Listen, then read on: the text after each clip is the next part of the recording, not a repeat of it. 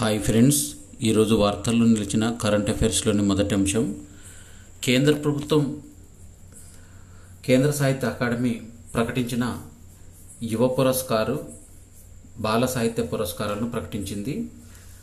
తెలంగాణకు చెందిన రమేష్ కార్తిక్ నాయక్ సహా 23 మంది రచయితలకు 2024 సంవత్సరానికి యువ పురస్కార్ అవార్డులను కేంద్ర బాల సాహిత్య అకాడమీ ప్రకటించింది. 24 మంది బాల సాహిత్య పురస్కారాల విజేతల పేర్లను వెల్లడించింది.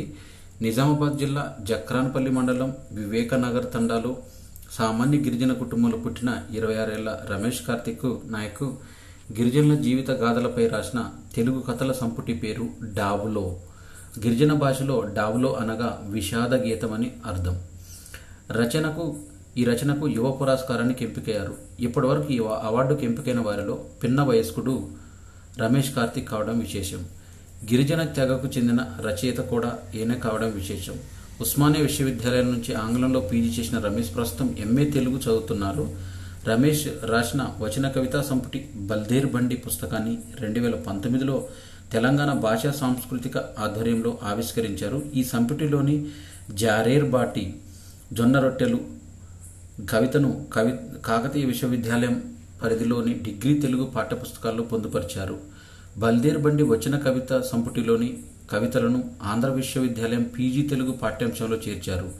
ఈ డావులో సంపుటిలోని పురుడు కథ అంతర్జాతీయ సాహిత్య అనువాద జర్నల్స్లో కూడా ప్రచురితమైంది. తమిళంలో లోకేష్ రఘురామ్, కన్నడంలో బిఆర్ శృతి యువ పురస్కారాలకు ఎంపికయ్యారు. ఇక చంద్రశేఖర్ ఆజాద్ బాల సాహిత్య పురస్కారం వరించింది. ప్రముఖ రచయిత పమిడి ముక్కల చంద్రశేఖర్ ఆజాద్ రచించిన మాయాలోకం నవలకు కేంద్ర సాహిత్య అకాడమీ బాల సాహిత్య పురస్కారం వరించింది. ఉమ్మడి గుంటూరు జిల్లాకు వెల్లటూరుకు చెందిన చంద్రశేఖర్ ఆజాద్ ప్రాథమిక విద్యాభ్యాసం రేపల్లిలో సాగింది. తెలుగులోని వివిధ టీవీ ఛానళ్లలో ప్రసారమయ్యే ధారావాహికలకు ఆయన రచన సహకారం అందించారు.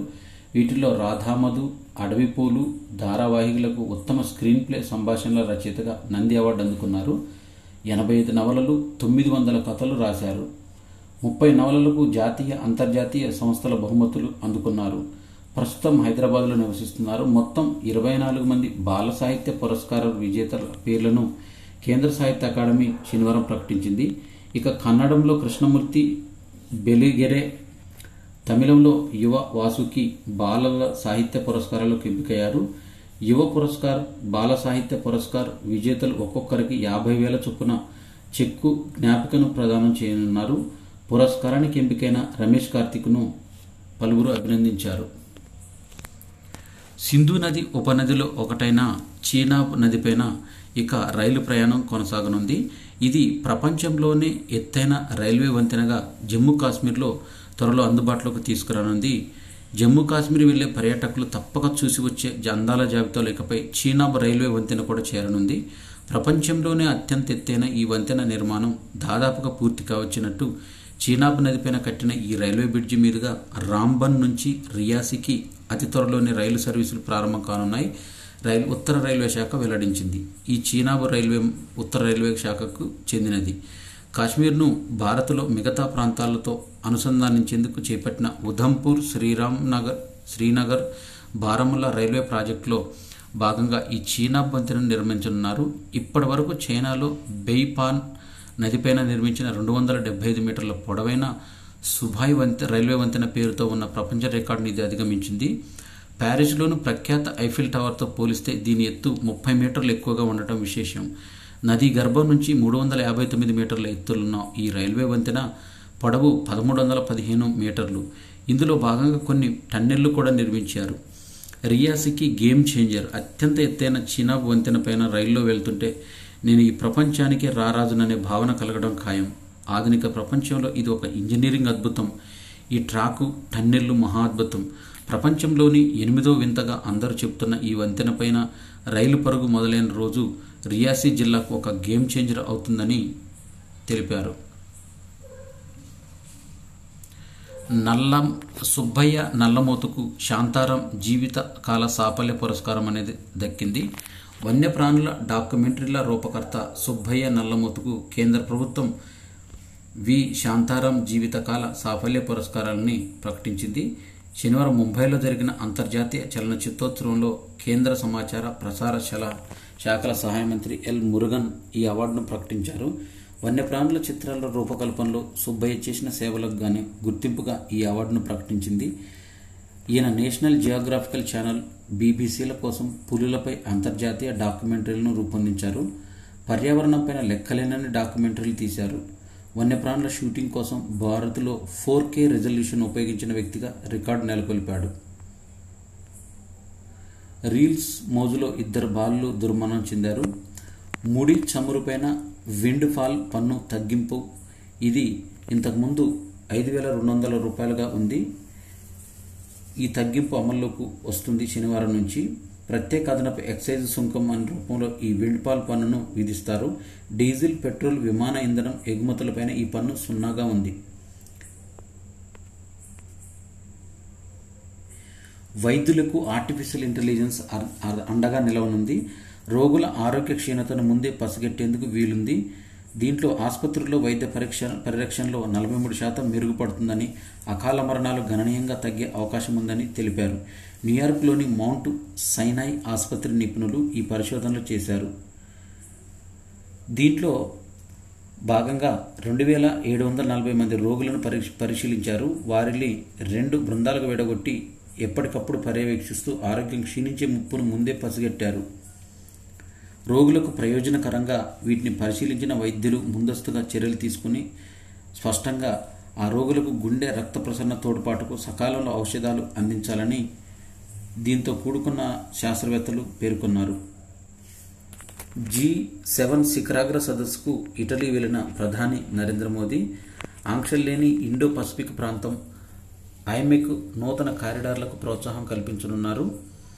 దీంతో ఇటలీలోని అపూలియాలో బోర్గో ఇగ్నాజియా విలాసవంత రిసార్ట్లో ముగిసిన G7 కూటమిలో శిఖరాగ్ర సమావేశాలను పురస్కరించుకొని ఈ మేరకు ప్రకటనలు విడుదల చేశారు. ఉక్రెయిన్కు మద్దతుగా నిలుస్తామని G7 సదస్సు ముగిసినట్లు మెలోని శనివారం అధికారికంగా ప్రకటించారు. ఈ సందర్భంగా విలేకరులతో మాట్లాడారు. America, Italy, Britain, France, Canada, Japan సహా పలు దేశాల అధినేతలు మోదీతో భేటీ అయ్యారు. కెనడా ప్రధాని జస్టిన్ ట్రూడో కూడా భేటీ అయ్యారు. ద్వైపాక్షిక భాగస్వామ్యంలో పురోగతిపైన భారత ప్రధాని నరేంద్ర మోదీ ఇటలీ ప్రధాని జార్జియా మెలోని సమీక్షించనున్నారు. మోదీకి ఆమె నమస్తే అంటూ సాదరంగా స్వాగతం పలికారు. ఐమెక్తో పాటు ఇతర బహుళ పాక్షిక ఒప్పందాలపైన వ్యూహాత్మక భాగస్వామ్యాలను బలోపేతం చేసుకోవాలని వారు నిశ్చయించుకున్నారు. దక్షిణాఫ్రికా అధ్యక్షుడిగా మళ్లీ సిరిల్ రమఫోసా 71 సంవత్సరాల వ్యక్తి దక్షిణాఫ్రికా అధ్యక్షుడిగా ఎన్నికయ్యారు. గత నెలలో జరిగిన పార్లమెంట్ ఎన్నికల్లో రమఫోసాకు చెందిన ఆఫ్రికన్ నేషనల్ కాంగ్రెస్ పార్టీ 3 దశాబ్దాల్లో తొలిసారిగా మెజార్టీని కోల్పోయింది. దీంతో ప్రత్యర్థులను అడ్డుకొని సంకీర్ణ సర్కారును ఏర్పాటు చేసేందుకు ఆయన డెమోక్రాటిక్ అలయన్స్తో చారిత్రాత్మక ఒప్పందం చేసుకోవాల్సి వచ్చింది. 400 స్థానాలు ఉన్న పార్లమెంట్లో శుక్రవారం రాత్రి జరిగిన ఓటింగ్లో రమఫోసాకు 283 ఓట్లు రాగా ఆయన ప్రత్యర్థి అయిన ఎకనామిక్ ఫ్రీడమ్ ఫైటర్స్ అభ్యర్థి మలేమాకు 44 ఓట్లు మాత్రమే వచ్చాయి. దీంతో రమఫోసా మరోసారి అధ్యక్షుడిగా బాధ్యతలు చేపట్టడం సుగమమైంది. వందే భారత్ స్లీపర్ ప్రయోగాత్మక పరుగులకు 15 ఆగస్టుకు నుంచి రాజధాని ఎక్స్ప్రెస్ రైళ్ల కంటే మెరుగ్గా ఉండేలా వందే భారత్ ఎక్స్ప్రెస్ స్లీపర్ రైళ్ల ప్రయోగాత్మక పరుగును ఆగస్టు 15 నాటికి నిర్వహించనున్నట్లు సంబంధిత అధికారులు వెల్లడించారు.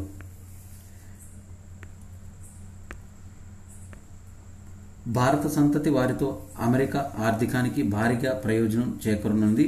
బోస్టన్ కన్సల్టింగ్ గ్రూపు వెల్లడి చేసింది. 2023 నాటికి భారతీయ అమెరికన్ల జాబితా 50 లక్షలకు చేరింది. జనాభాలో 1.5% ఉన్న వీరి నుంచి ప్రభుత్వానికి వచ్చే మొత్తం ఆదాయ పన్నులో 5% నుంచి 6% లభిస్తుంది. 7 ఏళ్ల తర్వాత ఆస్ట్రేలియాకు చైనా ప్రధాని ఆస్ట్రేలియాలో పర్యటించడం ఇది మొదటిసారి కావడం గమనార్హం. లీ ఇక్కడి నుంచి బయలుదేరడానికి ముందు న్యూజిలాండ్లోని ఆక్లాండ్ నగరంలో మాట్లాడుతూ చైనాలో మొదటి శ్రేణి వ్యాపార వాతావరణం కల్పించడంతో విదేశీ కంపెనీలు అభివృద్ధి చెందడానికి మద్దతు ఇవ్వడం కోసం తమ దేశం కట్టుబడి ఉందని తెలిపారు. ఫిన్లాండ్ విద్యా వ్యవస్థ అత్యుత్తమం అంటూ వరల్డ్ ఎకనామిక్ ఫోరం తెలిపింది. ప్రపంచంలో ఫిన్లాండ్ ఉత్తమ విద్యా వ్యవస్థ కలిగిన దేశంగా ప్రత్యేకతను చాటుకుంది. అక్కడ విద్యావసరాలు అందరికీ ఉచితంగా సమానంగా దక్కేలా రాజ్యాంగ హక్కు కల్పించారు. 7 ఏళ్లు పూర్తయ్యే వరకు పిల్లలు పాఠశాలలో చేరాల్సిన అవసరం ఉండదు. తద్వారా వారు బాల్యాన్ని ఆటలతో ఆనందంగా గడపొచ్చు. ప్రీ ప్రైమరీ స్కూళ్ళలో ఆడుకుంటూ నేర్చుకునే విధానం ఉంటుంది. హై స్కూల్ చదువు పూర్తి చేసే సమయంలో ఒకే ఒక్క ప్రామాణిక పరీక్ష ఉంటుంది. అక్కడ ఉపాధ్యాయ వృత్తిని అత్యంత గౌరవంగా భావిస్తారు. టీచర్లకు పోస్ట్ గ్రాడ్యుయేట్ కనీస అర్హత. విద్యార్థులు వారంలో హోంవర్క్ను కేటాయించే సమయం 2.8 గంటలు. అమెరికాలో ఇది 6.1 గంటగా. 16 ఏళ్లు దాటాక విద్య కొనసాగించాలా వద్దా అన్నది విద్యార్థుల ఆసక్తి మేరకే ఉంటుంది. అయితే 90% మంది పాఠశాల మానడానికి ఇష్టపడరు. కోర్సు మధ్యలో కూడా సబ్జెక్టులను మార్చుకునే వెసులుబాటు ఇక్కడ ఉంది అని వరల్డ్ ఎకనామిక్ ఫోరం తెలిపింది.